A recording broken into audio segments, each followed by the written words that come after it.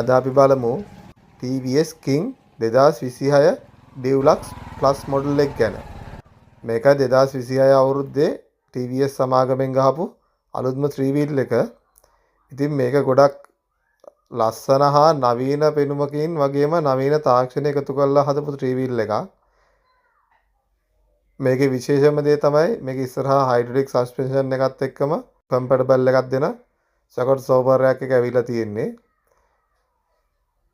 ඇලෝ wheel ඇවිල්ලා තියෙනවා. රෝද තුනටම. ඒතර ඉස්සරහා ෂෙල් එකක් තියෙනවා TVS බැජ් එකත් එක්කම.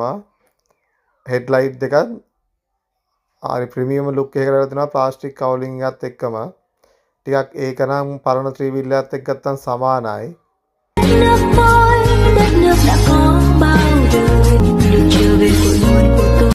එතකොට මේකේ ඩෑෂ්බෝඩ් එක එහෙම ගොඩක් ලොකුවට වෙනස් කරලා තියෙනවා. ඩෑෂ්බෝඩ් එකේ පෙට්‍රල් මීටරය වගේම ස්පීඩ් මීටරෙත් පෙන්නනවා. ඒ වගේම වයිපර් මෝටරේ කවර් කරලා වෙනම ප්ලාස්ටික් කවුලින් එකක් ඇවිල්ලා තියෙනවා. ඊට අමතරවම ඩෑෂ්බෝඩ් එකේ තව ස්පීකර්ස් දෙකකුත් වෙනවා.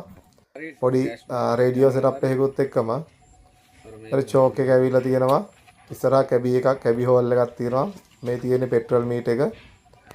එතන ඩ්‍රයිවිං සීට් එක අරගත්තොත් එහෙම ඩ්‍රයිවිං සීට් එකට ස්පෙයා වීල් එක එනවා. ඒකේ තව ටූල් කිට් එක වගේ දාන්න යන හොඳට ඉඩකඩක් තියෙනවා. ඉතින් ඒක ඩ්‍රයිවිං සීට් එකෙත් වටේටම ප්ලාස්ටික් කවුලින් එකකින් ෆයිබර් වගේ ප්ලාස්ටික් එකකින් ලස්සනට කවර් කරලා තියෙන්නේ. මේ විදිහට ඇතුළ හරි ප්‍රීමියම් ලුක් එකක් ගෙනත් තියෙනවා ඒකෙන්. එතන මේකේ ඔරිජිනල් මෙන රෙද්ද තමයි මේ තියෙන්නේ. ඒකත් ගොඩක් හොඳ තත්ත්වෙන් තියෙනවා. කලින් ආවට වඩා සෑහෙන කාලයක් පාවිච්චි කරන්න පුළුවන් විදියට. විශේෂයෙන් මේකේ සයිඩ් මිරර්ස් දෙක ගත්තොත් එහෙම සයිඩ් මිරර්ස් දෙක ඇවිල්ලා තියෙන්නේ මේ විදිහට දෙපැත්තටම රොටේටබල් විදියට. ඉතින් මේක අර පරණ ඇල්ටෝ කාර් එකකට වඩා ක්වොලිටි සයිඩ් මිරර් එකක් මේකට එවලා තියෙනවා.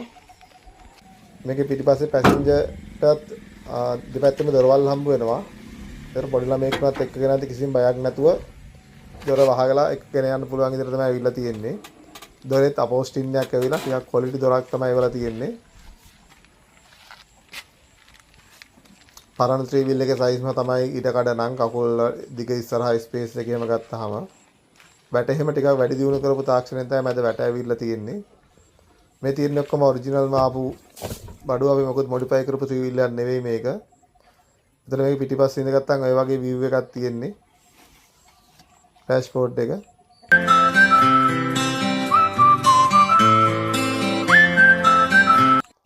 මේ තමයි වාහනේ පිටිපස්සෙන් පෙනුම.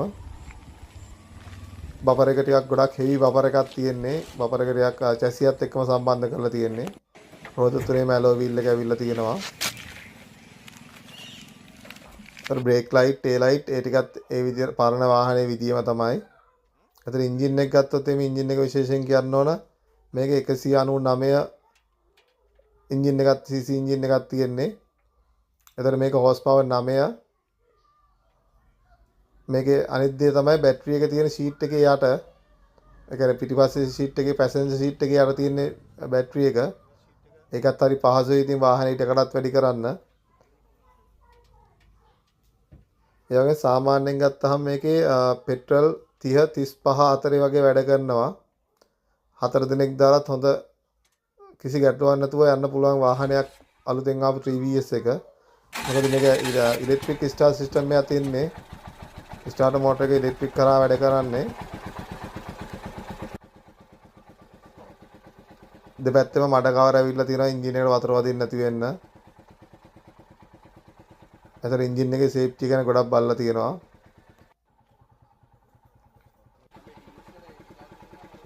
ඉතින් ওই දේවල් ටික තමයි TVS 3 wheel එක ගැන මට ඔයාලට කියන්න ඕනුනේ. මේක පිටිපස්සේ දොරෙත් හොඳ ග්‍රිල් එකක් ඇවිල්ලා තියෙනවා. ඔයාලට පේනවද? තීරණය කරන්න TVS 3 wheel එකද Bajaj 3 wheel එකද වෙනස් හොඳ කියලා.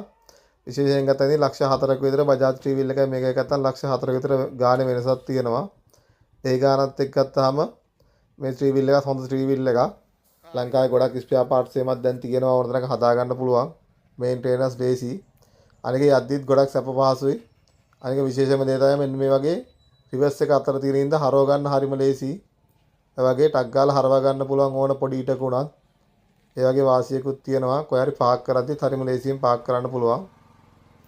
එහෙනම් ඉතින් ඔයාලගේ අදහසත් කමෙන්ට් එකක් දාන්න. වීඩියෝ එක කොහමද කියලා කියන්න. TVSද බජාජ්ද කියලාත් කමෙන්ට් එකක් දාගෙන යන්න. ඔයාලා කැමති වාහනේ.